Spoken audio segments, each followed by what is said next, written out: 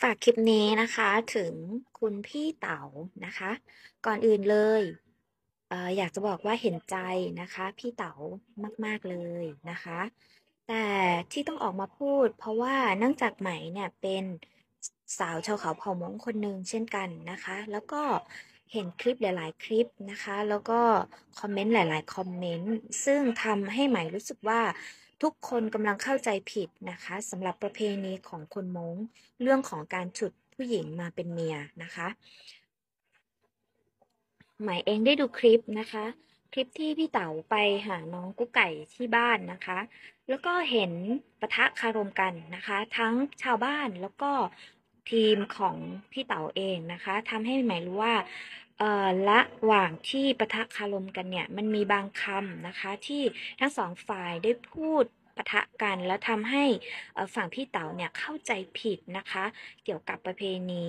เอ่อชาวเขาเผ่ามงนะคะ และเห็นน้องหลายคนนะคะแล้วก็เพื่อนๆของพี่เต๋านะคะหลายๆคนทั้งคอมเมนต์แล้วก็พูดว่าเอ่อถ้าการฉุดเป็นเรื่องปกติถ้าอย่างนั้นเขาจะฉุดเด็กม้งลงไปกรุงเทพด้วยก็คงไม่ผิดจะบอกว่าและอธิบายนะคะว่าประเพณีการฉุดของคนม้งมันมีมาตั้งแต่โบราณแล้วค่ะมันเป็นเรื่องที่ปู่ย่าตายายเขาได้ทำกันมานะคะแต่ผ่านมาแล้ว20ปีนะคะไม่มีกรณีการฉุดอีกเลยนะคะเนื่องจากว่าทุกคนเข้ามาอยู่ในประเทศไทยนะคะสิ่งที่ยึดหลักเป็นสำคัญเลยคือกฎหมายของบ้านเมืองในประเทศไทยนะคะจริงอยู่การฉุดมันก็คือการกระทำผิดกฎหมายนะคะ เพราะฉะนั้นคนรุ่นใหม่เขาไม่ทำกันแล้วค่ะอยากให้พี่เต๋าเข้าใจว่าอันเนี้ยคือเข้าใจทั้งเจ้าบ่าวและเจ้าสาวนะคะเพราะว่าไหมก็รู้แล้วก็เข้าใจดีเกี่ยวกับประเพณีของคนม้งและรายละเอียดเล็กๆน้อยๆย่อยๆอีกเยอะมากที่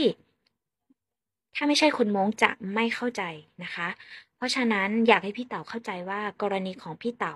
ไม่ใช่การฉุดไม่ใช่การยินยอมจากพ่อแม่ของฝ่ายเจ้าสาว แต่เป็นการยอมสมสมยอมนะคะของผู้หญิงเองไม่ได้พูดว่าน้องไม่ดีนะคะแต่เชื่อและมั่นใจว่าน้องคิดทบทวนดีแล้วนะคะที่น้องเลือกทางนู้นอยากให้พี่เต๋าสู้ๆนะคะเห็นใจแต่ก็ไม่อยากให้เพื่อนๆแล้วก็พี่เต๋าเข้าใจว่าการฉุดผู้หญิงมงเป็นเรื่องไม่ผิดกฎหมาย